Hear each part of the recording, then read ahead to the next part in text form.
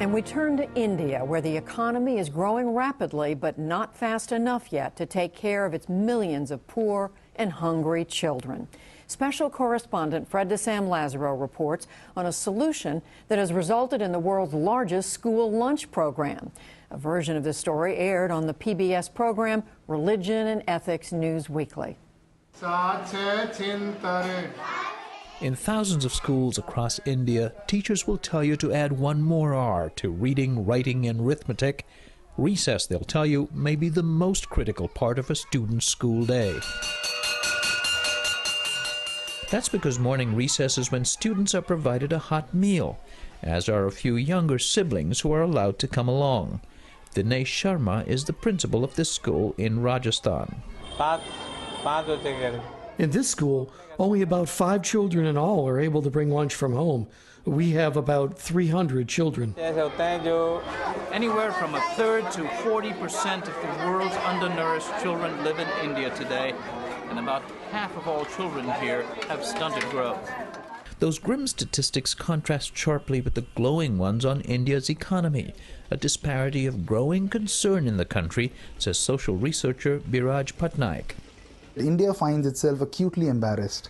Its ambitions of being a global power are very poorly reflected in its social sector indicators. And there is an acute embarrassment that the second fastest growing economy in the world has almost half of its children malnourished. In 2005, India's Supreme Court ruled for civic activists and ordered the government to ensure that every child gets a cooked meal in school. Patnaik, who works for a commission that monitors compliance with the court order, says officials resisted at first. On the grounds that there were no infrastructure, that teachers would get overburdened, that India just didn't have the financial resources to start a program of this nature. But the Supreme Court reaffirmed that fiscal constraints can never be allowed to come in the way of children's right to food. And if the government had to tighten their belt, that had to happen elsewhere. With the stroke of a pen, the court ordered the largest school meal program in the world. That left the daunting task of implementing it, says Chanchalapati Das. The challenge in our country is how to deliver it, and deliver it up to the last mile. That is the challenge. Because a large country with 120 million children in hundreds and thousands of schools, that delivery is a genuine challenge. Das's group, called Akshaya Patra, or Bottomless Pot, was among the first to step in. It was started in the 90s by a group of Hare Krishna devotees preparing a few hundred school lunches as part of the sect's call to service.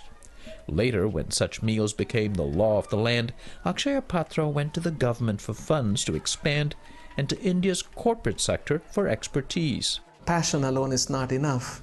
You need to have organization, you need to have organizational capabilities, you need to have management capabilities. Akshaya Patra has been a very unique marriage of dedicated missionaries and professionals coming with a heart. And with their wallets. Among India's growing middle class, there's a dawning of philanthropy, he says. Many people are attaining wealth at a much earlier age. My parents probably would have a house, we come from a middle class family, would have a house when they were probably 50 years of age. In today's India, by the time someone working in a software company in India, by the time they are 28 or 30 years old, they already have a house, they have a car. And then what? They still have a lot of disposable income. And they are genuinely looking for opportunities where their money can be used well for social development. Akshaya Patra is now the largest of several social enterprises doing school lunches. It serves 1.3 million children every day from kitchens like this one, efficient and productive as any in the world, says manager Govinda Das. We cook about 150,000 meals in 3 hours time, and the ingredients that we use something like 7,000 kgs of wheat flour every day. And from that we make about 3 lakh chapatis. 300,000. 300,000 flatbreads. Our hours before students show up to school, workers begin feeding wheat flour into giant mixers. At the other end, flatbreads called chapatis emerge, 40,000 per hour, packed in spotless conditions. In industrial-sized cauldrons, rice and a lentil stew called dal are prepared. Flavoring varies by regional preference, but no animal products are used. Hare Krishna devotees are vegetarian in principle, so are most students by economic necessity. In Rajasthan's desert summer, school starts early and the meals arrive as early as 9 a.m. In the 4 years since Akshaya Patra began catering in this area, the most visible impact is in school attendance. It's up 11%. No surprise to Principal Madhu Kilani. Some of the students have their economic condition is so poor that at night also they are not able to eat food in their home. So they depend, many of the students depend on their midday meal. For the whole day's nutrition. Yes, for the whole day nutrition. She says the students have more energy and improved concentration in class.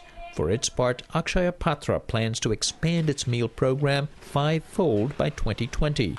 Still, not all children, especially in the vast countryside, have benefited equally from the Supreme Court's order, says compliance monitor Patnaik. Jharkhand, for instance, is a state where I often visited and I despair at the quality of the meals that are being served there. Even in states where the meals work well, in the more inaccessible and remote parts of the state, you have meals which are not comparable at all in quality to what children in the rest of the country are getting. We like it, they responded when asked about their food. But when I asked how many students have to go hungry on the days when there's no school, the response was also nearly unanimous. They all did.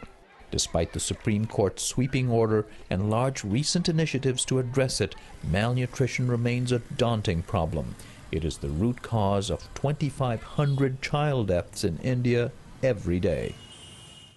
Fred's reporting is a partnership with the Undertold Stories Project at St. Mary's University in Minnesota.